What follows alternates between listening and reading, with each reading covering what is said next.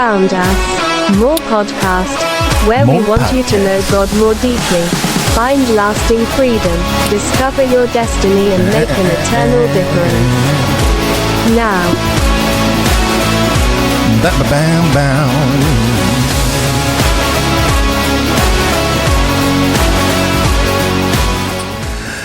Well, welcome to this week's podcast. I'm really excited because this is our second podcast of the new year.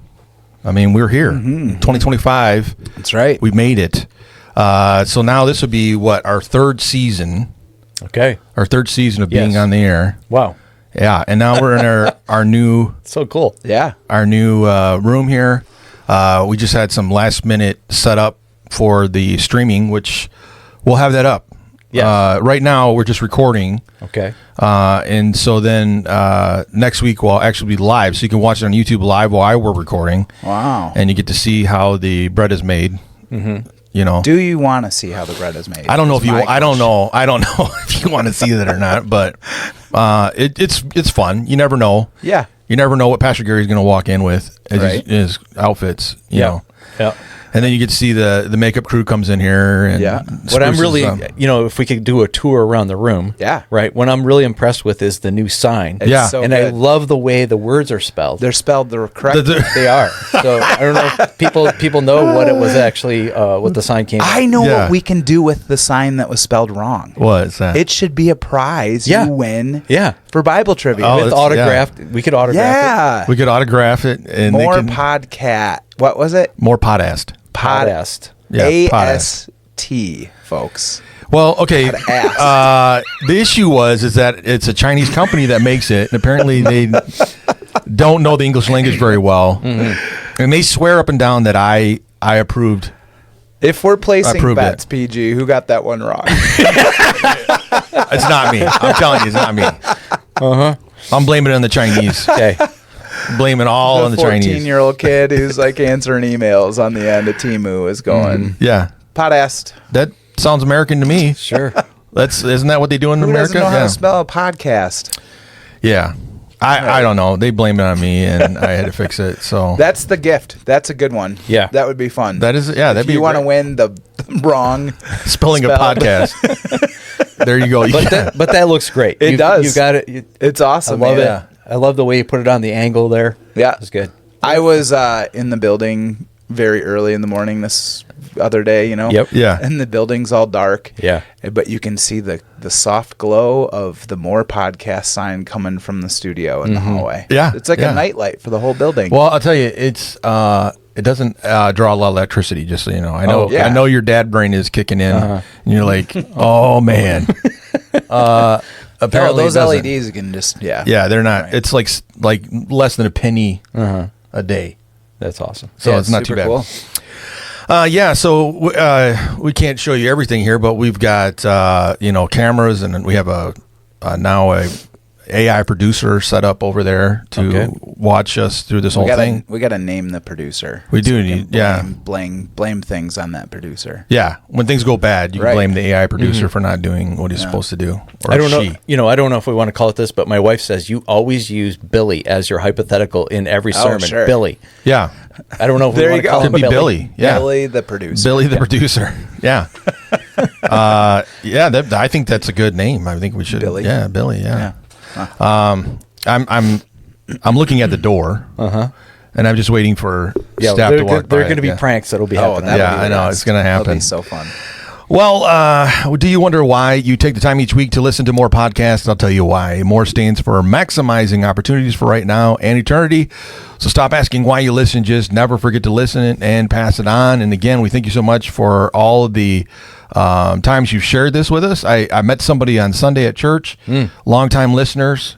And I got to meet them, and it was just so much fun to have conversations with people that have been listening to it for a long time, and they can tell you about episodes. Yes, they could tell you about what you've said. Yeah, and I think that's really funny when they start doing that. They're like, I remember this episode you said blah, blah, blah, blah, blah, and I'm like, oh, really? Did I say that? Yeah. I was talking to a friend, and I was like, so what podcast do you listen to? And they're like, oh, the More podcast once in a while. I was like, oh, that's the only one you need. And then I got to thinking, I was like, do you feel obligated to say the podcast that I'm asking? You're right. Yeah, right. Yeah. Hey, what's your favorite podcast? Yeah, right. Better say more. Better say more, That's kind of a weird. Yeah. Is it though, Ted? I mean, just put it out there. You know, it's pretty fun. It's okay to get people into the podcast. Absolutely. Yeah, absolutely. Although, like I've told you before, when we listen to the podcast, it's usually when my wife is in the car and she has nowhere else to go, and I'm like, "We're going to put on the podcast." Yeah, and then she's forced to listen to it. You know, Yeah. but for Amy the likes it. She does like it. Yeah.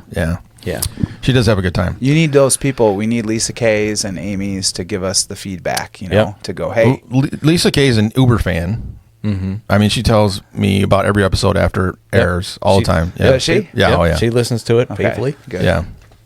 So it's just funny to hear people talk about something that you're Most of the associated time, she's just kind of being the policeman of That's good. what's We actually need that, said. for Right. sure. That is absolutely needed. with. She's the censor of the. Yeah, she's usually like, "What did Alex say again?" Yeah. Why didn't you stop him before he said Right. that? Yeah. We need like the red like kill button. Shut it all down. Oh, it's off the rails. I have been. That's one of my New Year's resolutions is to work on my filters. So I am working on that. I think that's one thing I appreciate about you, Pastor Alex, Yeah. is the lack of it. the lack of filters. Yeah. Just keeping it real, man. Yeah. Well, today's podcast is sponsored by Hickaway Hiccup Straw. I mean, hiccups ruining your big moments. We'll meet the Hickaway Hiccup Straw, the Shark Tank approved, clinically proven solution to banish hiccups fast. Just sip water through this lightweight, reusable pink wonder, and your hiccups disappear instantly. Safe for all ages, Hickaway fits in your pocket, ready for any hiccup emergency. No more holding your breath or chugging water upside down. This is science-backed relief in seconds. It's perfect for kids, adults, or anyone tired of sounding like a squeaky toy. Be confident, hiccup-free, and ready for the spotlight with Hickaway. Take a sip, hush the hiccups, and get back to being awesome. $7.99. Okay. Really works. They say it does, yeah. I feel think like that's something I would have. I think the name's a little weird. Yeah. Hickaway. The first thing my mind goes to is hickey. You know? Yeah. I wonder why. that's Hickaway. true. Yeah. I'm not really sure about the name. It's kind of odd. I mean, really, if you're having hiccups, I'll be like, I got a straw, I'm going to pull it out. I think for even if it's placebo, right? Like for little kids, if you're a family of little right. kids, Yeah. for sure, I could see having this in my house. Well, what's the difference between that and a regular straw? I mean, it looks just like a straw it? with a bend on it. Huh? Just pull Yeah, don't they say they want the water to hit the top of your mouth or something? I don't know what I'm talking about, but I haven't, that was the idea of getting your head upside down. Was like Right, have it yeah. on the roof of your mouth, and I have not had hiccups I can't even remember the last time I had hiccups. My brother had hiccups last year that lasted like 2 days. Really? Yeah. that'd be Like close the to miserable. me sending me Yeah. in. I Yeah. might go. Have you ever seen, I was watching this thing on internet, x-rays of people when they're having hiccups or they're like belching or burping and all that stuff. Okay. Your whole insides Sure, jerk around and move all over the place. And a hiccup is the worst because your whole boy. body's like coming up. It's not fun for your I body to think go it's through that. reflux. I think there's something to do with that. Okay. So if you got it for 2 days, I would imagine let's get some serious, antacid stuff going or something. But Yeah. It's not a good thing. No. you don't want I don't want to go too far down this trail, but like when I throw up, which doesn't happen very often, right? But when I throw up, it Yeah. sounds like demons are coming out. Sure. Yeah. So whatever's down in here, yeah. It's coming out. Is Yeah. casted You're getting rid of That's right. the sinful man. In absolutely. Jesus' name. Just- Yes. exactly. Yes. And my wife is like, "Oh my gosh, they're doing an exorcism." Oh my gosh. There is nothing. Yeah, we don't need to go down there. Mine There's is the nothing sneeze. more like humbling and going, seeing someone get sick of like, okay, wherever you were up here. Yeah, yeah. now we're Yeah, even- right. Yeah. There's only one level below that. Right. Okay. I am ultra vulnerable at this Did you? point. I mean, do you Yes. remember? We all remember at some point. But do you remember the first time your spouse got sick and how you had to deal with that whole thing? Mm-hmm. I remember the first time. I'm like, at first you're like, what do you do? Mm-hmm. But at the same time, you're like, how is this possible? When somebody that you love gets sick, because you have these romantic ideas about your spouse just being perfect, and you ever seen those videos where the woman gets out of the bed before the man wakes up, gets makeup on, comes back to bed, and she's like, I always sleep like this. This is the way. And then this is like the first few weeks of marriage, and then after a while, it's like, forget it, I'm not doing it anymore. Yeah, it's just. I don't know. It's good, humbling experiences. Well, then after you've been married for like 30 years, you've been married for how long? Almost 40. 40, yeah. You just kind of, it doesn't matter anymore. Yeah. Yeah. Yeah, you just kind of, if it's puking, you hold the hair back and just you stay there. And the first week, I'd be like, with them. I was like, I can't. Well, hey, we are glad to be back, and we want to introduce the folks around the room. The first person we're going to introduce, a raccoon, a parrot, a karaoke mic, sparked his podcasting journey. Wow. What started as a chaotic backyard showdown between a viral sensation when he narrated the chaos into a mic. Now he shares stories, laughs, and unexpected moments weekly. Proof that inspiration strikes in the craziest ways. Pastor Gary. Wow, that's good. Pastor Oh my gosh. Gary. Wow, I didn't, a raccoon parrot and a karaoke mic. Wow. That's how it all started for you. Okay. I like that. Well, I'm going to introduce the only person to ever kill 2 stones with 1 bird, Pastor Alex Norton. Say that again. 2 stones with 1 bird. Okay. Yeah, you get 2 stones with 1 bird. That's epic. That's biblical right there. That is like right there. Yeah, man. Well, his podcasting journey began with a goldfish funeral. Asked to eulogize Sir Bubbles III, he delivered an epic, over-the-top speech with keyboard music in the background. Impressed everyone. They said, this should be a podcast. Now he co-hosts all thanks to a dearly departed goldfish. Rest easy, Sir Bubbles III, right. Pastor Ted. Yes. Well, we've got a big show. I think that people are really going to like this show. A lot of stuff to talk about. A lot of stuff to Feels talk like about. A couple weeks off and and big news things too, right? yeah, well, we've been on vacation, Yep. Christmas vacation. I mean, weeks, it's just we haven't seen each other in a while. Right. Well, this week on this podcast, you might hear these topics. Is it capital punishment to put a fork in a microwave? That might be on here. Are pizza toppings all equal? No. Maybe some celebrities interviews that we'll never have. And this one, how to properly argue with the GPS. All very good stuff. So we're going to take an ID break and we'll be right back. Attention, agents. Intelligence confirms the More podcast has returned for 2025. This is classified information strictly need to know. Prepare for covert conversations, secret revelations, and high-stakes storytelling. Your mission? Stay tuned. Because once this intel goes live, there's no turning back.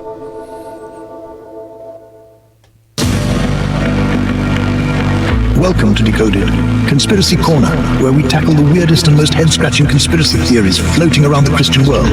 That's right. Ever wonder if there's more to the Bible than meets the eye? Or if there are secret messages, hidden meanings, or mysterious symbols woven into the stories we know so well? Get ready to talk about it all right now on Decoded with Pastor Ted and Pastor Alex.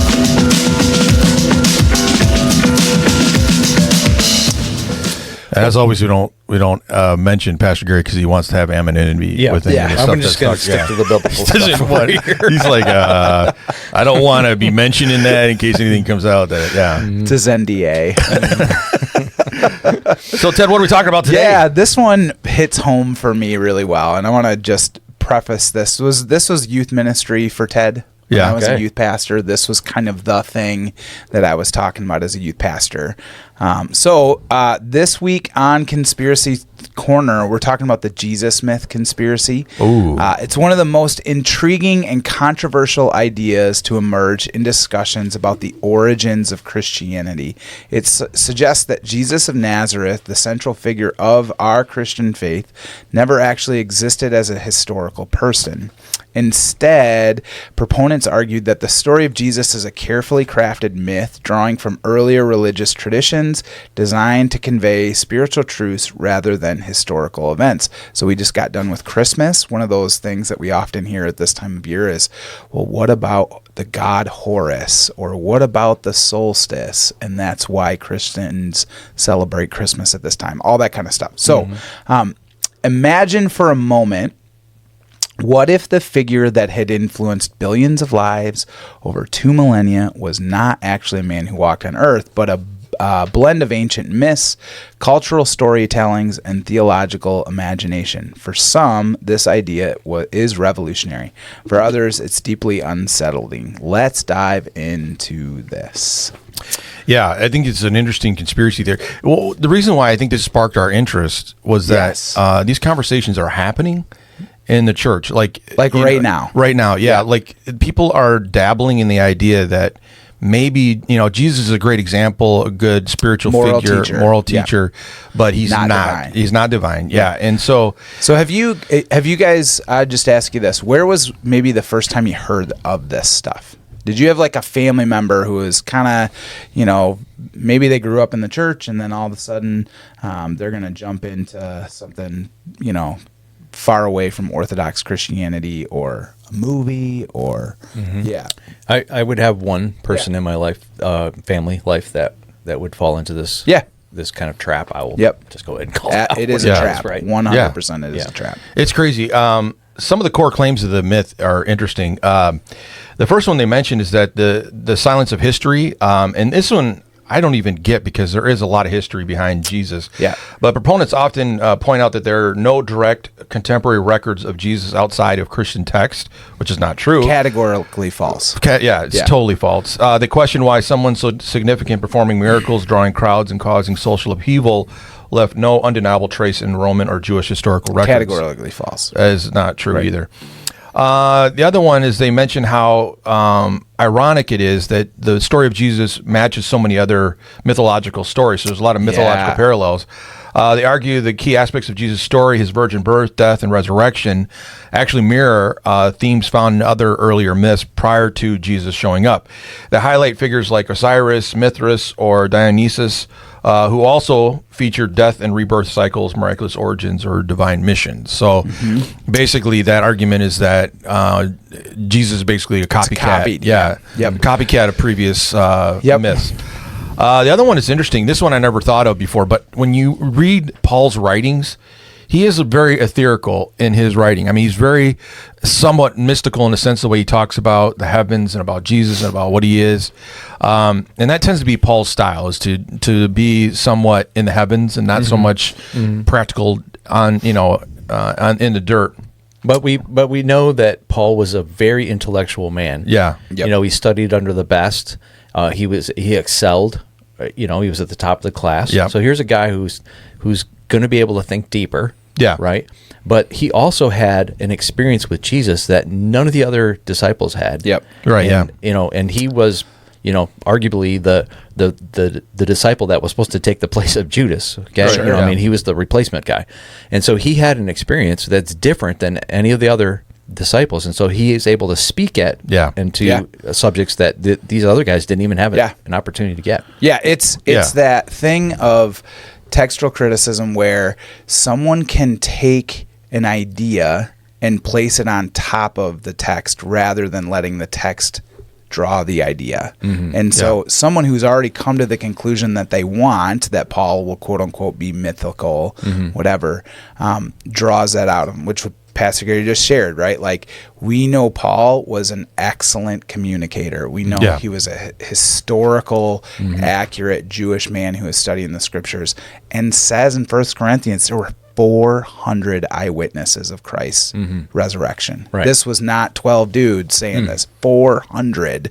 So, and written at a time that you could go back and check the eyewitnesses and get verification on whether these things happened or whatever. Isn't it interesting that, and maybe I just have a very small scope of information, but why do we always have to argue about the authenticity of the fact that Jesus was a real person, yet we're going to accept that Caesar Augustus was, or Herod was, I mean, I know that those are also historical figures, but why is Jesus always singled out? Well, it's just a myth.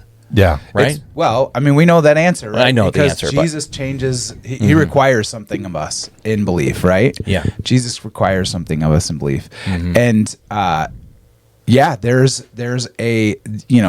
there's more historical evidence for a historical man of Jesus walking the earth. And there's something unbelievable that happens after his crucifixion with his resurrection. There's more historical evidence for that than most of those ancient figures that you just mentioned, right? Right. Yeah. Yeah, so we know the spiritual reasons for these absolutely. things, but think about the fact that when we have these arguments or we propose these particular controversial kind of things, we're actually not just undermining the identity and the authenticity of who Jesus is, but we've already just eroded away that the entire Bible would be false. Sure. So these are these are not just Christians struggling with certain. These are atheists making a case. Yeah, this is someone who has a bone to pick. Absolutely. This isn't just a non-biased historian. Right. Yep. Well, and they want to do that on purpose because they want to devalue the efficacy of who Christ is to the point where then it's just, it's moral teaching. Then when you have human-made moral teaching, then you can change whatever that morality is to suit what you want to do. And, people that are doing this. And so they look at Paul's writings as being this symbolic or mystical idea that is kind of like a plug and play. I'll do what I want with it. Jesus is a great moral foundation or structure that we can work within, but not necessarily the Son of God. And really just kind of robbing him of his identity, robbing the scriptures of how much scripture do you have to deny to get to that place? I mean, I don't know. I think it's interesting because we're seeing it happen more and more. Yeah. People are doing that more and more. And then the last one they give here is that they're even trying to eradicate the power of the Gospels by saying that they are written by people way after the fact. Yeah, that's just not historically true. It's not historically true. I mean, there are Gnostic Gospels out there that are not. They're not a part of the canon, but they put them out there and say, well, this was happening, and they were written after the fact by people that just wanted to be part of the the game. But the writers of the New Testament, the writers of the Gospels specifically, they were eyewitnesses of Jesus. Yeah, they were written there within their lifetime. Right? They were there, and they know exactly what happened. That's why they're called apostles. Right. Yeah. So. Yeah. I think I think the thing that just really highlights this to me, right, is there is this keyboard warrior kind of YouTube culture that we live where it's this kind of gotcha moment thing. And I think for Christians, so I and the people in this room, we are people who have done some study around this stuff and believe in the historicity of Jesus, right? We believe that the Bible is complete and true and without error, God-inspired. It is the rule for life, right? We hold to that. We hold it high. Yeah. So folks who kind of come with this, I have a 30-second thing I can say, and that's kind of about it, right? And so one of the things that I think is very important of why this matters is obviously because of the historical context of Christianity being true and basing our faith on this, but also being able to have answers for folks who maybe haven't done the study, right? Yep. Yeah. And so there's good resources out there for sure, and we want to talk about a couple of kind of the big highlighted, this is why this matters. Can we talk about this real quickly? Is my mic doing okay, Alex? Am I doing what I need to do? I'm sorry. No, you're fine. Yeah. Okay. So the there's this idea. Rob Bell wrote about it in one of his books, one of his heresy books, is that that the Christian faith shouldn't be a wall of bricks. It should be a trampoline with springs. Yeah. And that he gives the example of the virgin birth. Exactly. Remember this? Yep. Yeah. Exactly. So does Jesus have to be born of a virgin? That's one brick you remove. Right. Does that erode the wall? Right. Well, Yeah. yes, it does. It does. Yep. But and we know that people that are coming on board with Christianity, some of these are giant steps that they are taking to understand, okay, so why do we believe in a virgin birth? Why do we believe in all of these kind of things? We don't want to be taking bricks out, right? We want to be putting bricks Absolutely. on. And so they're going to start with a foundation that, Jesus Christ, you have to believe that, first of all, God exists and that Jesus is God's son and that what he did for you on the cross is actually a part of, you're building a wall, right? Yeah. Right? And so it's really dangerous to kind of even change the mentality that this isn't a firm foundation. This is some kind of a springy thing that goes up and down. Right, yeah. After you've had the time to Yes. have the opportunity to cement these things in place. Yeah. I was a young person at Bible college, and I was attending Rob Bell's church at that time. And I remember him giving his sermon. He was on a trampoline the entire time, and that was kind of the basis of the book. And so he's bouncing on a trampoline, and I remember being enamored. I remember going, "This man is Martin Luther 2.0, right? Like, he's the guy." And I think there's a lot of learning, obviously with some years, of just being able to, what is it? Is it First Timothy? They gave up sound doctrines for the itching of their ears, right? Yeah. There is this sense of, you can take, it's just what the enemy does. You take a truth and you turn it just a touch, just, a single 1.0, measurement, and then all of a sudden you're off the rails. Absolutely. And so I think for us, especially in the day that we live of instant, information, that we have to be people who are going to really do good research. And I would also go, you got to do your own research, but you have to have trusted teachers.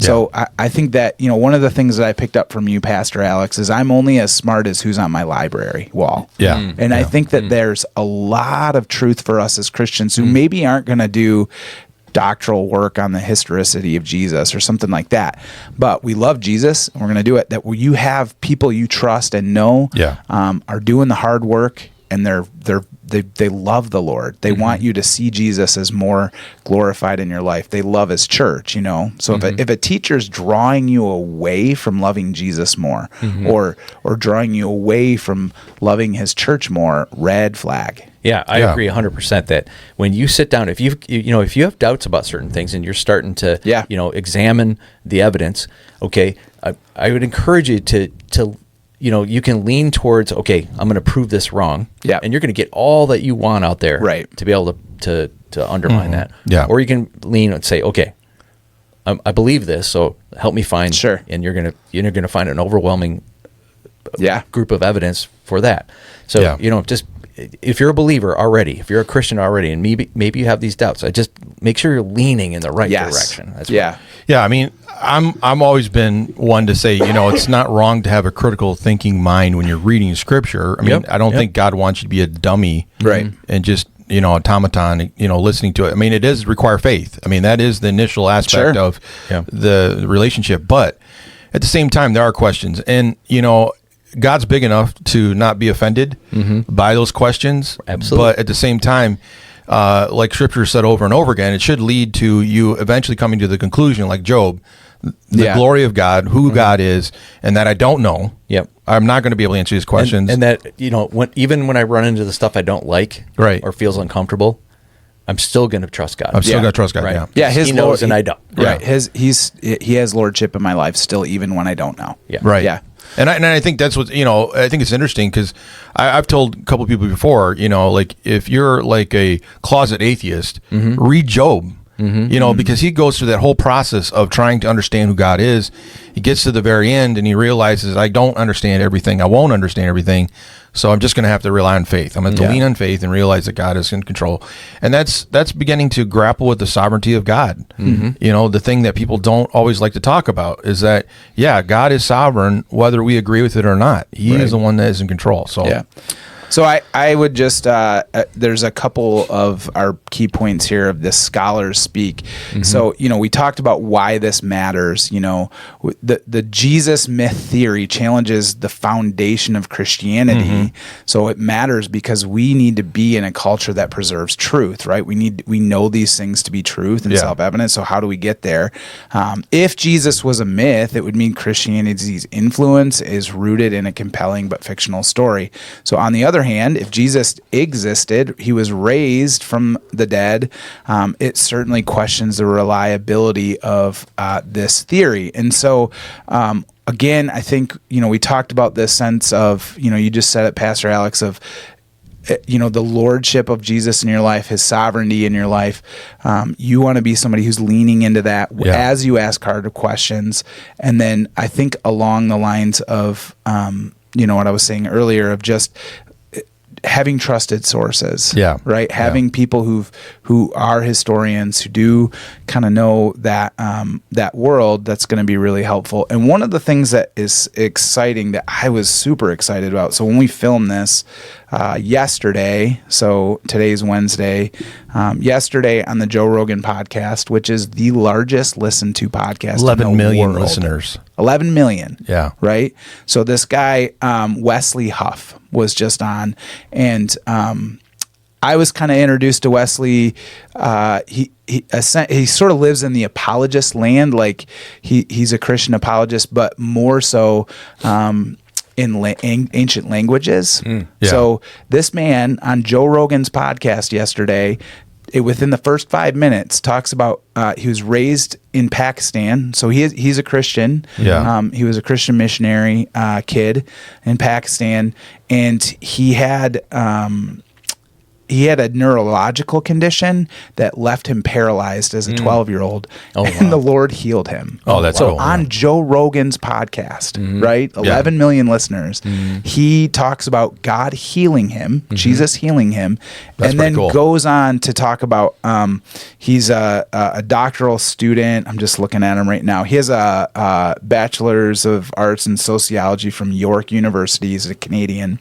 He has a master's in theological studies from Tyndale, and he's currently up for a PhD in the New Testament in the University of Toronto's Wycliffe College. He's a professor, and he's an ancient language guy. And so he debated this guy, Billy Carson, who kind of does the Gnostic Gospels and Barnabas and, Mary, the Gospel of Mary. And, in the most Christian, humble, gracious way, probably ended this guy's YouTube career. Proving him wrong. Dismantled him. And this is kind of like if you have family members who like History Channel Ancient Aliens show or really get into kind of that sort of world. Why'd you look at me when you said that? This is he has good answers. Yeah. And I just encourage our listeners, go listen to that podcast. Yeah. It's going to be blue language from Joe Rogan. It's not PG for sure. But Wesley is a believer in Jesus. He's a continuationist. He believes in the work of the Holy Spirit. Joe Rogan's this close, I think, to knowing the Lord. Like he's just had so many. So it's just very cool. You should listen to it, church. Check it out. It's worth listening And to. he's probably going to be coming from the 51st state of the United States. That's right. pretty soon, so. Yeah, right. Yeah. Yeah, so we just get to fanboy on Wesley. Sorry, but Harbor Lighters, anybody listen to this, you should listen to that. Yeah. You really should. I'm about 3/4 of the way through. Again, you're going to have to deal with a little bit of language from Joe, but it is the gospel presentation in a logical way. All the historicity stuff's there, and then also personal of just knowing that the Lord's done some things in his life. I mean, and it's masterful. It is amazing. So Well, and it's a 3-hour. it's 3 hours. Yeah, 3 hours. It's Yeah. 3 Oh, hours. really? Yeah, 3-hour But podcast. there's I a texted you this morning. I don't think I'm going to have time to. No. I didn't realize it was 3 hours. so the clip I texted you guys is a 15-minute clip where he talks about. I just want to make sure I get it right. He talks about the. Sorry, fellas. I want to make sure I get it. Wesley Huff gives historical take on the death and resurrection of Jesus. Okay. Yeah. And it's on Joe Rogan has a clips site on YouTube that has 7.192 million followers. And it's 15 minutes of him giving the gospel for the historicity of Jesus. It's unbelievable, fellas. It's unbelievable. Well, there's it's interesting. There's something happening because Yes, I've absolutely. been Yep. watching like the NFL little blips and Yeah. stuff, Yep, and It's crazy. Sports is getting just hit hard by God right now. Jesus People, is really, really popular right now. Yes. People praying with other I was watching a game with somebody from the Chiefs. Asked the opposing player if they could pray before they parted ways, and they knelt down on the sideline, and he prayed with them, and the cameras caught it, and it was just really cool to see that kind of stuff happening. Within the secular world, and it's becoming very, very much in people's faces about how important Jesus is, and it's coming from people like Bates from the sure. Lions. He shares, his faith on podcasts all the time when they ask him about, why do you have success? What's the reason for your success? And he goes right into what Jesus means to him and how. Yep. I'm just like, this is awesome. Yeah. Yeah. And so, Christian, you may not be someone, and myself included, be able to talk about all the ancient documents and know Codex Sinaitica and all this stuff, but you can talk about what Jesus has done in your life, right? And that's something we encourage people to do around here at Harbor Light so well, I think, of just what's a real tangible way that you can talk about the faith. And also, maybe listening to some other resources that are going to be positive too, of just building it up. And so I think to kind of wrap it up on this one, but, this is important stuff that people are talking about. If you're someone who has had a friend who, hey, what about, the Da Vinci Code or some silly book or whatever? Man. This is stuff that people, you can have better answers, right? We talk about that a lot. Having better answers as a Christian, I think, around this Jesus mythology conspiracy thing, let's have better answers. Let's not only be able to talk about our faith in a real way, but let's be able to talk about why the reason we have this hope. And it's not just what the Lord has done in our life, but we see historical evidence in that too. Yeah, I think this is good. And if you just can't keep track of all the facts, right? I mean, there's a lot of facts out there. Just have that little link ready to go and say, hey, go watch this. Yep. Right. If you can't get it done, just send it over to somebody else. Yep. Yeah, and the thing is, we've talked about this before in church. I mean, the most powerful weapon we have against the arguments of the devil is your testimony. Yes. Absolutely. Yeah. About what God's done for you. Yep. And there's no argument against that. There's no argument against it. They can't refute it. That's what made the church so successful in the beginning. Yeah. They weren't all theologians, right? But they had a testimony and they believed it, and they were willing to die for it. Yeah. And you can't take that away from you. So, if you're not the smartest, tool person in the world or the sharpest tool in the shed, I mean, just share your testimony of what God's done for you. You're not the smartest tool in the what was that? The tool bookshelf. Shed. What are we looking for here? I can get a good look at a tool. All right. Get a good look of it. Well, that's Conspiracy Corner. Store. We're going to take an ID break and then come back with Babylon B. Yo, throw your hands up. Let's break it down. The More Podcast is the hottest show in town. We got that old school flavor, that funky, fresh vibe, dropping knowledge and laughter, always keeping it live. We spin the stories like a boombox jam, bringing truths and tales to the mic, yes ma'am. So pop your collar, rock your Reeboks too. The More Podcast is back, and it's all for you. Is that a rap song? It's a rap song. What song is that? I don't know. It's one of the rap It's lines like a from Rum 80s. DMC. Yeah. Yeah, okay. But what's funny is I've been watching this thing on TikTok about public access show that used to be in New York. Yeah. And they would, something off Broadway or something they call it, or something like, I can't remember the name of the show. But anyways, they bring people in like that, and they had an old lady. This sparked this idea. This old lady came in. She's 70 years old, and she was rapping in 86. Okay. And so she gets up there, and it's just like that. It's, Really? Yeah. Oh, man. It was so bad. All right. Babylon B News. This is Babylon B News. I'm Lester Kane reporting. Nashville, Tennessee. The Southern Baptist Convention has long had a strict frown-upon policy on dancing among its membership, but that's about to change. The SBC's executive committee announced Thursday that dancing is now permitted, provided it is the Trump dance. Oh. Yes, you can now dance, but only the Trump dance, said Eddie Baptist, founder of the SBC. And you must still leave room for Jesus. No touching.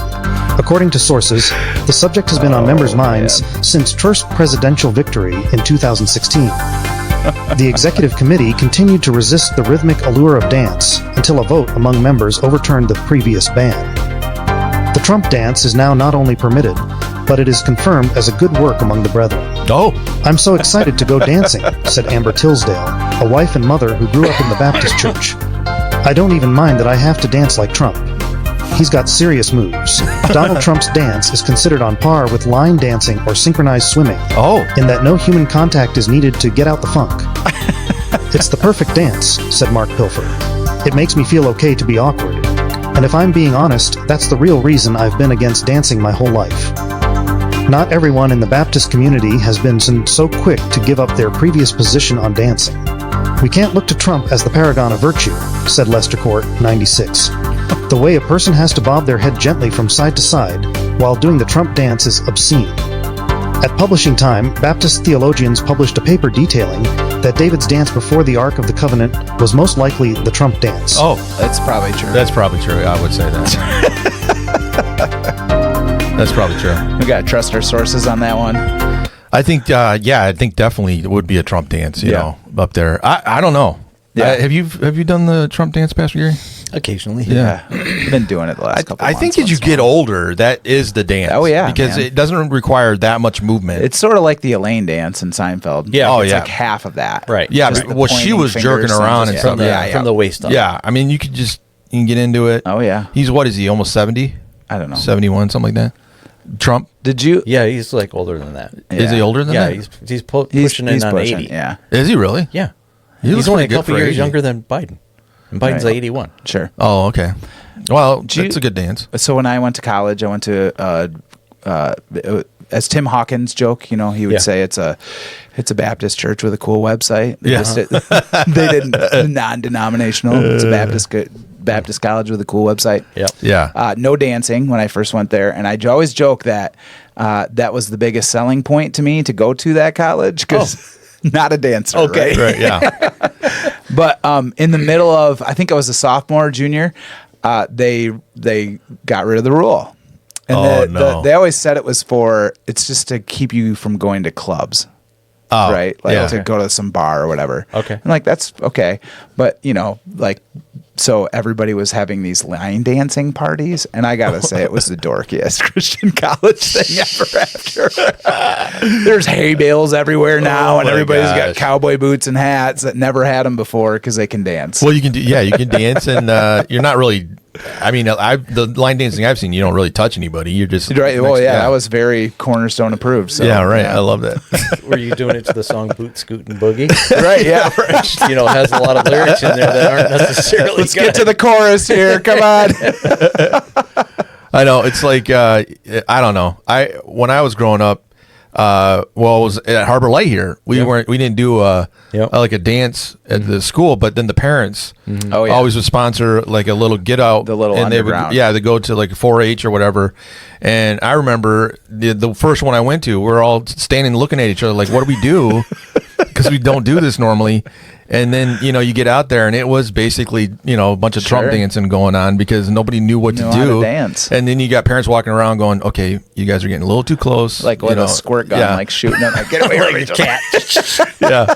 I remember that. Yeah. That's a good word for it. Underground dance party. But Like the yeah. speakeasy of dancing. That's right. Yeah. In Harbor Light. Yeah. Okay. We're going to take an ID break, come back with Bible trivia. Yep, I got And something. Pastor Gary, you got something? I got something. Okay. Well, howdy, folks. Gather round. I got some news that'll sure astound. The more podcasts are raising a ruckus. Better tune in so you don't miss the fun. They're spinning tales sweet as honey on a biscuit. Tossing jokes quicker than a frog can ribbit. So grab your boots, your hat, and your kin. Cause the more podcasts is where the fun begins. Well, here we are at Bible trivia. I've been waiting for this for a while, because we haven't had one. Right. It's been a couple of weeks, obviously. And of course, we know that Theo won the helmet. Theo. And that's He was fired up, man. kind of where we left off. Yeah, didn't he? He put that right up and just stared at it probably the whole time in his Batteries room. are Yeah. already dead. It's He's got to get new batteries in there, right? doesn't it have a plug-in for it? I think the Were they dead for real? no, just because he used it so much, they were dead. Oh, okay. Oh, because mine I got it. The plugged light in. is plugged, but I think the magnet thing does have. Oh, does Isn't it? I think so. Okay. Isn't that why I quit spinning it for you? No, that was because we lost. Oh, right. Well, that's what I'm saying. I think I think you can tell when it's running or not. Before we get into this, Yes, absolutely. we have our Mountain Dew fridge. Yep. And I have a beverage in there for you. We need to officially pull one out. Yeah. You want me to get it out of there? Is Yeah. this like fasting approved though, PG? Or don't know if I drink this thing at this point. I might not be able to make it to the end of the show. It's liquid. Here we go, folks. Look at that. yeah, there it Officially is. One of the Sponsored. things that Pastor Gary made sure that we put in the studio was a Mountain Dew on Mountain tap. Dew on Yep. tap and a fridge, and so we got him a special Awesome. Mountain Dew That's fridge. pretty Yeah. sweet. Yeah. Let's hear it. Let's see if we can get this thing open. No, that's about as much as you ever get out of Mountain Dew. Is it? Yeah. It's not highly over. It's not. Do you It's prefer not. cans or bottles? Do you care? The glass bottle is the queen sure. mother of all Yeah. Mountain Dew. If you can't get glass, what are you getting? My wife loves the fountain because they're sure. putting lots of carbonation. Yeah, in there, yeah, so yeah. it comes out extra fizzy.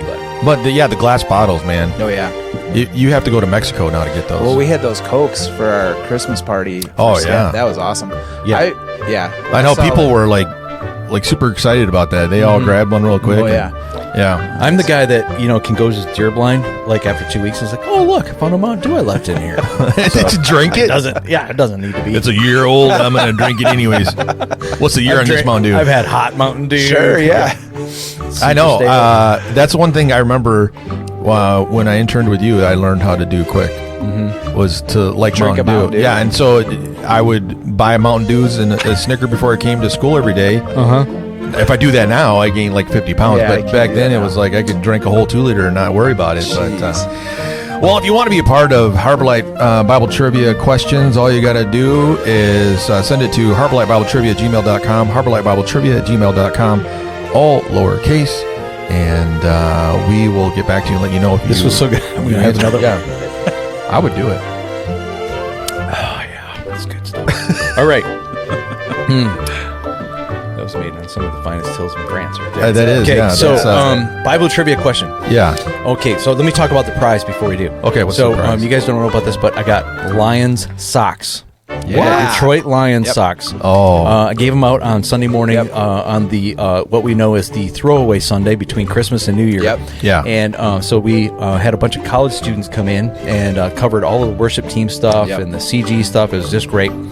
And so I gave out Lion socks to all those folks. I had a couple of extra pairs. So the big prize, this Just in pair of time. Lion. Yep, it's going I to be was good. when I saw those up in the green room, I was eyeballing them. I'm like, oh. Yeah, and then I went to Dunham's last night. I told you guys I went to Dunham's because I was getting hungry and didn't want to eat. So I went to Dunham's to walk around. Yeah. They have an entire aisle of Lions gear. Oh, yeah. They somehow they knew it was coming. Sure, yeah. And they loaded up, and so Yeah. there's tons of stuff. Myers does too. Yeah. Myers is getting into the game. Yeah, I was there again last night as well. Yeah. I've seen more Lions gear there in the past. I used to pick up their 90% off after the Lions would lose during the regular season. Oh yeah. And then everybody had given up on just buying it. Then I would go buy it and get it 90% off, and then hand it out at the Super Bowl party. Oh yeah. Oh, So okay, remember yeah. those days? Okay. Yeah.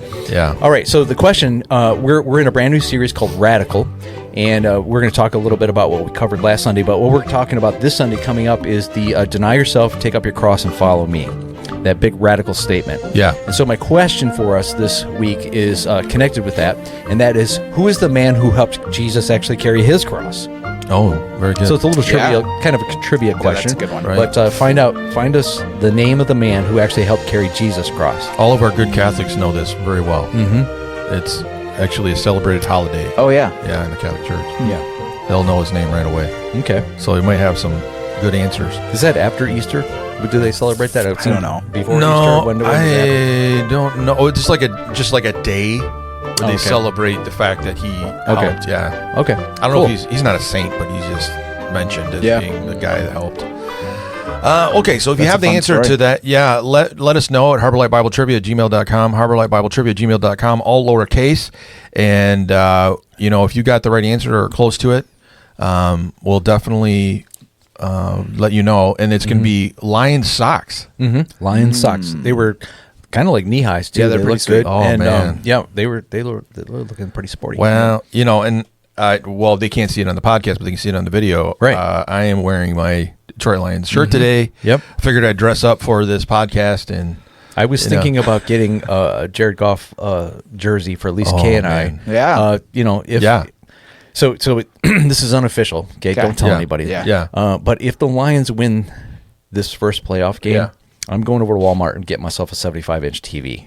Are you really? Okay. I'm going to. You're gonna do They're it. on super sale should- right now. you should do I should that. do it, Yeah, right? absolutely. So I'm hearing the Lord is confirming I think it the through Lord the mouth of two or or three just witnesses. saying, Okay. hey, you need this TV to watch the game. Yeah. They're like not expensive. They're not. Right, they're on no. sale. Yeah. I can get a You 75-inch for like $400. Yeah, sir, you should Yeah. do it. Yeah, we get. That's what Carson. Last Christmas he surprised us, put a 75 in our house. And What? It takes up our whole living room. Yeah. because our living room's small, so they got this massive TV taking up basically 2/3 of the wall. I'll just say when you watch. I have one. Okay. It's like a single dad move. That's what you do. Yeah. I'm going to have way this. behind on things over here. I'm going to have this. Yes. And once you watch TV football in your basement on that, it's hard to go back. Yeah. My 50-inch downstairs feels like I have to take turns watching it with It's like people. It's so homework. small. Yeah, so we're- small. Oh, yeah. Yeah. Once you go there, and then now they're like 4K. Yeah. So And everything. it's not expensive. No. They're Right. not. I mean, Yeah. The 85 is only $600. Yeah. I Just would get say that one. Yeah, go up. Just go for it. Just go for the 85. Well, isn't I saw somebody advertising 100-inch now. What? Yeah. Like a regular? Like They're TV only like yeah. $1,600. Yeah. Are they? It's Yeah, not they're- cheap. they Yeah, were- they're not. they weren't it's that not bad. Like, 100-inch do you TV. remember first time you ever bought a plasma TV? It was like $1,500. Yeah. And it weighs about six or 7,000 pounds. This is a funny story. We got one. We got some furniture because like the Salvation Army would buy our furniture for our house. So we got furniture, and they threw in a TV, and the Salvation Army's like, "You can keep it. It's not. We don't want it. Right. It's not part of the list of things we can keep in the house." So we had a plasma TV, and we would carry around this dumb TV from one move to the next. The thing weighed a ton. Yeah, yeah. And I was praying every day that God would destroy this TV so I can get one of the new thin ones that were coming out. And that thing lasted for like 16 the years. prayer life of Pastor Alex. Yeah, I'm like, Lord, just kill the burden TV. from me. And I think it still worked even when we gave it to the thrift store. Yeah, It No, still worked. Yeah. Okay, so we're going to take an ID break and come back for Bible Talk. Pastor Gary's going to talk about our new sermon series, Radical, and we'll be right back. More podcast, where good news is all we serve. And there ain't nothing else on the menu.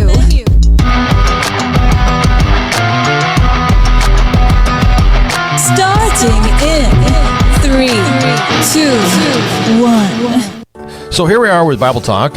So Pastor Gary is doing the new series on Radical.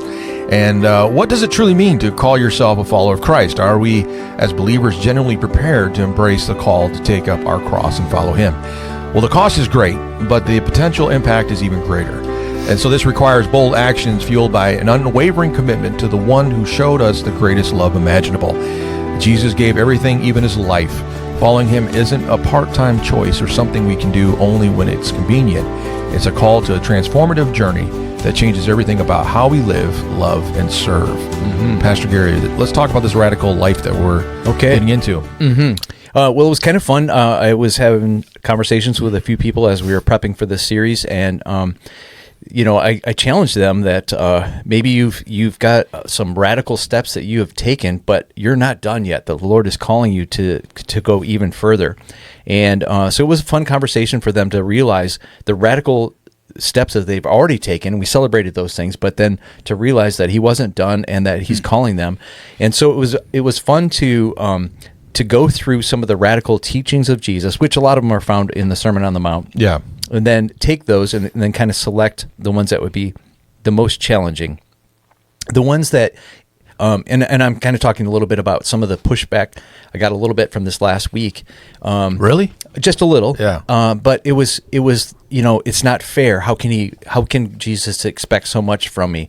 You don't know what I've been through. I struggle with this naturally. When we were talking about not being anxious, and we all know people that have some anxiety stuff going on, and we talked about it in the beginning of the service that about 1 in every 5 people in the United States has already received a diagnosis of some type of anxiety disorder. Yeah. That's a lot of people. Yeah. 40 million people. Yeah. That's a lot. So with that, to speak so frankly and so pointedly at the thing that they're struggling with, sure. and to really not see Jesus give a whole lot of leeway and grace and a little bit of coddling, and to preach it that way, Sure. Knowing that you're gonna hurt some people or they're gonna be offended, and like my dad always said, if you're offended, you need to be. That's Jesus' opportunity to kind of get up in your space. But it was a challenge, but it's been fun to really think through, how am I really doing? And to be challenged by these words of Jesus. Yeah. One of the things you brought up is about seeking the kingdom first. So keeping that scripture in mind about seeking the kingdom first, how does that really begin to start changing our priorities in life and formalizing a new opinion about how we should live? I think that's a great question.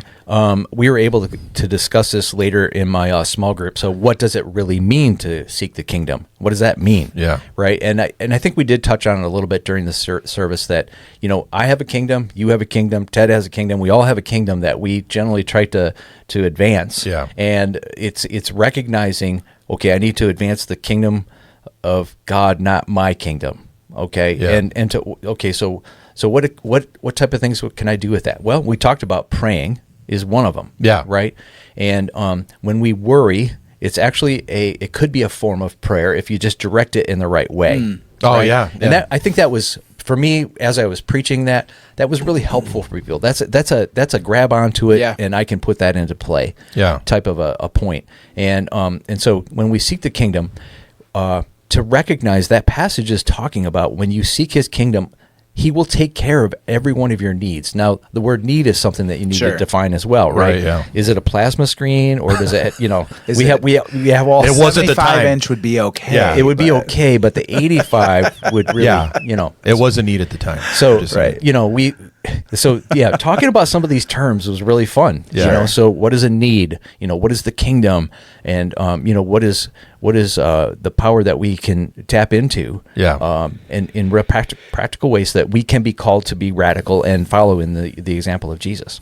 I think that, that idea of need is interesting because I've had a few moments to talk with Amy over in Ethiopia and, sharing about that issue of need and want, what we would deem that as. And, like you said, it's interesting. Our take on it in the American mindset is 85-inch TV or a brand new car or a house that's 2,000 square feet or more. Those are needs that we would think. And then she's like, look at the average meal that they're having now. It's just a little bowl of like some sort of protein soup and some rice, and that's what they were serving at the dinners. And she's like, this is what they eat like all the time. And they think that's awesome. Or, the need is being met. So it's funny how sometimes we do get into that American mindset of how we read scripture and we're like, this is a need. The cell phone's a need, the internet's a need, and the truth is what Jesus talks about is really the base part of what we need. Like he said, I provide for the birds of the air. Yeah. He doesn't provide for them internet. And he's not giving them satellite TV. Right. He provides jetpack. Jetpack. Yeah, he gave them wings. That's good enough. They don't need a jetpack. You've got that. Yeah. And so when you really start, dealing with this passage of scripture, it really changes your list of priorities. You start realizing that, like we mentioned a lot here at this church at Harbor Light is that, the money that we make are tools for the kingdom, not necessarily for us to, do whatever we think we want, advancing our own kingdom. But that's exactly what I was going to talk about. Just that sense of kingdom, right? That there is this sense of going, what is the priorities of the world? Does that mirror yours? And so, one of the things that I think it's okay for us to share right here is that kingdom mindset goes into play of taking up an offering over Christmas and raising all the money that was needed left to buy the property for the homeless shelter for here in northern Michigan. And I do think there is this sense of every human being who's got some sort of, empathy understands that, that's different than Christians raising some money to build a new whatever for their place. Can I share with you guys a challenging point that we didn't get to make on the Sunday morning, and I only have a limited amount of time, so I couldn't hit on every one of the points. But it says seek first the kingdom of God, and all these things will be added to you, and live righteously. Okay, that was a phrase I didn't really cover. Yeah, because there are times in our lives where we do things. I'm going to point to myself here. I've done a couple of things in my life that were dumb. Right? I just did them. They were dumb. And the consequences from those things could have been very painful. And I spent the next, 2.5 months waiting for this thing to play out, worrying about the thing. But I brought that on myself. Right? Because the truth was I was trying to build my kingdom. Right. And not his kingdom. And so I did something dumb. And then I'm spending my time in anxiety and worry. And I'm generally a worrying person, but on this particular thing, it was really big in my life. And so that, living smart is also a way that helps us to stay focused on the kingdom and not on our kingdoms. Well, it leads to a good question, because like when we're talking always about stepping out in faith, and sometimes people get a little nervous about that step. That's not the same thing as worrying about it. It's more of just the unknown and moving out, right? Yeah, I mean, would you say that? I would say there's some, crossover jumping kind of things emotionally on those things as well. Again, one of the things that really popped out in my preparation time on this was the Matthew 26:39, when Jesus says, "Listen, if there's any other way, if there's any other cup I can drink from, right? Let's do that, right?" So you're feeling his concern. I wouldn't say it would be worry, obviously, but you're feeling his concern. You're feeling about his identifying what's going to happen next. He knows. Yeah, he knows what's going to happen. Isn't it interesting when he says, "Take up my cross"? He says that in Matthew chapter 6, and then it's later he's going to the cross. He's known about this for a long time. Yeah. But then he says, "Not my kingdom, not my will, right? Not my will, but your will be done. Not my kingdom, but your kingdom be advanced." And so you see Jesus, you could say that was a step of faith, right? Yeah. He's gonna go in the leading of the Lord wherever the Lord leads him, Well, I just think it's interesting. Like sometimes people are, a lot of times you have the conversation where people are like, I feel like God's calling me in to do this, or God's leading me in this direction. And instead of necessarily always taking that step, they think about all the details and all the problems and all the issues that are going to come because of the next step. Yeah. And I think that is a process of us submitting our will to Christ and saying, okay, I'm going to do it. But, the flesh is strong, and it does, hold us back sometimes or try to keep us from doing it. But I don't know. I just, that question of, I think God is not necessarily upset when you have those emotions and feelings to go into the unknown, right? But eventually you get to the end of it and you're like, I'm going to do it because I believe that God's going to make it happen. But I think if you get trapped in that process, I think that is a problem. I think when you're trapped in the mindset that I don't know what's going to happen if I do this, my family's going to have problems, we're going to have financial issues, whatever. When God's speaking to you and saying to do something, you just eventually get to the point of view that I'm going to do it.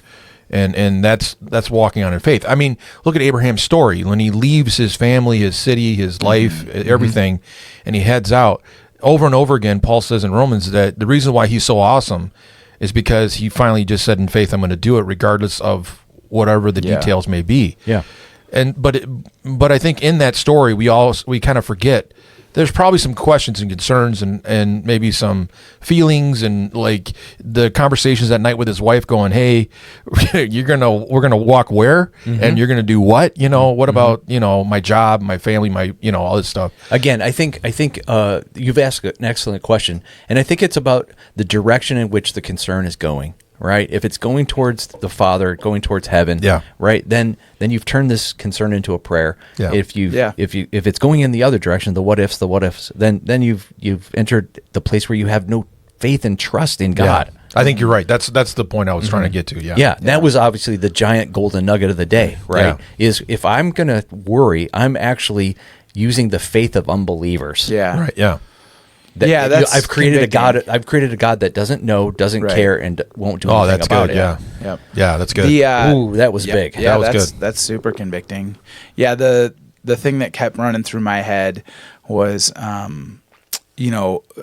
fixating on worry and issue makes God a smaller G God in my life rather than the God of this universe. And so when I fixate on problems or just kind of normal life stuff, what I've done is I always say I have a worship problem rather than a problem. So I've made God smaller, right? I've made God smaller in my life. I've minimized what I've seen him do in the past. I've like we talked about earlier in the podcast I've minimized the testimony I can tell, right, in my own life of how God has worked, or I've forgotten it, or whatever it is, of just knowing that God has been so faithful in so many different circumstances. I can testify to that, but for some reason in this moment, I'm not believing it, or I forgot it, or I'm going to minimize it. And I do think that there's something about realignment when we have worry, of just going, okay, Lord, just a realignment prayer to be Lord, this has my heart right now. I confess that to you. I need to turn from it. And I just recognize who you are right now. And that's a God of all things. And you're going to trounce whatever this is. And I may not even know how you're going to do it, but you're going to do it. So realignment. I think going back to Pastor Alex's question, did the Lord tell me to take that step, or am I doing it? And I brought that point up on Sunday, right? So many times I want to ask the Lord to bless my plans, right? Instead of saying, what are your plans, and then getting involved with that.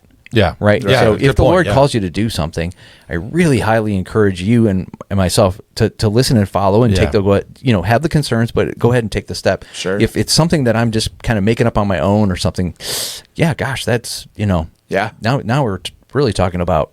And I think that's the point that's so important for people to hear, is that the fact is that God is not concerned with your issues and worry about it. He's not like, they're not my servant anymore because they're not going to do something. But the end result, where do you end up in that process? Like you had mentioned earlier, is it leading you towards God, or is it, being bogged down by the worries? That's when you cross the line and you moved in a direction where it's not productive anymore. It's not being obedient. It's not following after God in faith. Because, if God's calling you to something and you really believe that this is what God wants you to do, you need to move in that direction. You don't fight it and go the other way and do what read the story of Jonah, right? God had a plan and Jonah decided he was going to do what he wanted to do. God got his way anyways. God got his way anyways, yeah. So, follow after that thing. But, it's interesting. Jonah does raise concern. Yeah. He does have issues with a lot of stuff that's going on there. But I also note that, in the Lord's Prayer that he leads the disciples, he says in the beginning, the very first line is, your will be done. Yeah.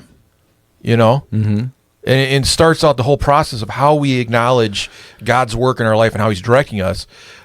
Before we get to the other stuff, before we get to all the other issues that are a part of our daily existence in life, it's always acknowledging the sovereignty of God is, his control. And I believe that above all, even if I have any questions, above all, I still believe that your will needs to be done. Yeah. And that is a process, I think, for a lot of Christians to get to, because like you said, we do tend to want to control our own kingdom. We want to make sure that things are the way we think they should be.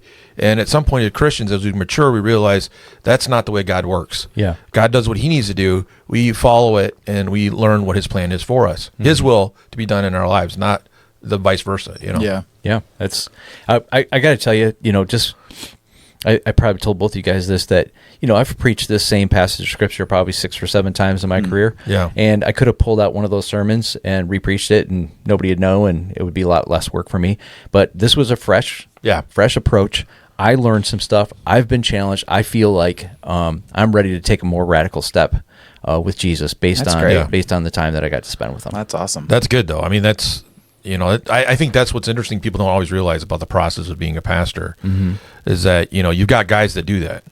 Guys that will just kind of go back to what they've already done and not do the work. But pastors that do the work, then they come to the pulpit, and then not only are they preaching a message that's speaking to them, but it has way more impact to the congregation because it's something that's real and alive, as opposed to I've told you guys stale this bread back in the past, and this happened a number of years ago, where we had Dr. Scott come in and show us this 400-year-old scroll. Yeah. And that Sunday changed my life to where every time I speak, I want to bring a word from the Lord. Yeah. Not just preach about the word. I want to have a word from the word, right? Absolutely. Yeah. And my life was changed at that point, and so it continues to happen to me when I have a chance to speak. The Lord has dropped something on my heart that needs to get out there.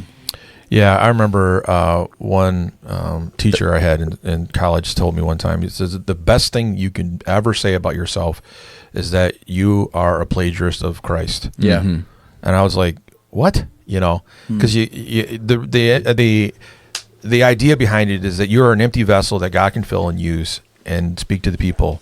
And it's not about your ego, about your who you think you are, what you've done in study, whatever it is. You're just an open vessel for God to use in that moment. And so whatever he says, it's all glory to him. It has nothing to do with you, regardless of how smart you think you are. Yeah. And so I've said that before. I'm a plagiarist of my library. I'm a plagiarist of what I learned from Christ. It has nothing to do with me.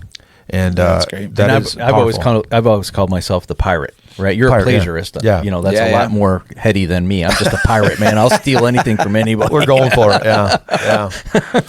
Well, that's about all the time we have Seriously? today. Yeah, That's it already? That was an hour and 10 minutes, PG. Yeah. Oh wow. Okay. These chairs are comfortable. That's why. They are. It is. It's like, and the atmosphere is super anointed. Yeah, and it's going to be awesome. good. and it's just a nice place to hang out now. We don't have to worry about the announcements from school going off. We got some fun looks through the window. Yeah. That would I know, be fun. people walking by. Hey, So again, we're in the 21 days of prayer and fasting. Come out at 6 o'clock in the morning to the sanctuary. You can come out at 7 p.m. if you want to hang 7 out with p.m., Pastor Alex. And we're going to be continuing to press in and hear the Lord. And of course, we have the 12-hour prayer vigil coming up, and it's going to be super powerful. Yep. And the worship night, which will be The Pastor 25th Ted's at 6. That'd be the cherry on giant top. grand finale. Right. And he'll take Start the rehearsals deepest breath as he has went through the whole Christmas season and now the 21 days of prayer and fasting. He will be ready for a break. And I heard there might be a buffet up there at some point A buffet. for that night Really? when everybody's breaking their fast and stuff. Yeah. Wouldn't that be something? Yeah. Big buffet from the green Oh, room. yeah. Chicken we wings. can do a whole episode about how to break a fast, how not to break a fast. right. Do that for you. Yeah. You We could have in the balcony. Yeah, it could be like, I remember here, last everybody year bring when your you- favorite. broke your fast with the McCafe. Mm-hmm. Yeah, not Yeah, good. that was not good. That's not good. Don't do a McCafe if you're breaking your fast. You know? I don't do that. Okay, so that's it for us. So we've got the 21 Days of Prayer. The one that happens at 7 o'clock is self-guided, so Yes. people know it. Yeah, so it's not. They just want to be with you. Yeah, it's not the old bells and whistles Right. morning one where you have the music from Pastor Ted and then all the other commentary. But you said you're going Yeah. to bring your guitar. I did. Last night I was there and I just had honestly, I have not done that in a long time, and I just got my guitar out and started singing all the worship songs from the 90s that I That's like. awesome. And I just had a good time of worshiping there. And That's great, man. It's just me, but That's awesome. I needed that. I needed to just kind of get some prayer time in and just sing and have a good time. So Yeah. That's so if you great. heard somebody squawking or barking in the room, it's probably me, and just having a good time. All right, well, we'll see you next week. Again, thanks again for listening to the podcast, and we are over 11,000 downloads now. So Seriously? yeah, Wow. we're moving That's in. so good. We're nowhere near Joe Rogan, but We're closing in, though. Closing That's in. We're right. getting closer. And I think when we go to this video thing, this is going to just take us up to the next level. I think it'd be fun for It'll be people fun. to see what happens. What's the secret recipe behind the awesome More podcast? Yeah, they get to see us every week. What's that thing? We keep saying it's not what you asked for, but we're going to give it to you anyway. Yeah, right. Yeah. I wasn't asking to see your faces, but Well, you are now. You are now. All right, we'll talk to you guys later. We want you to know, find, discover, change with us. More podcast ending transmission. Now.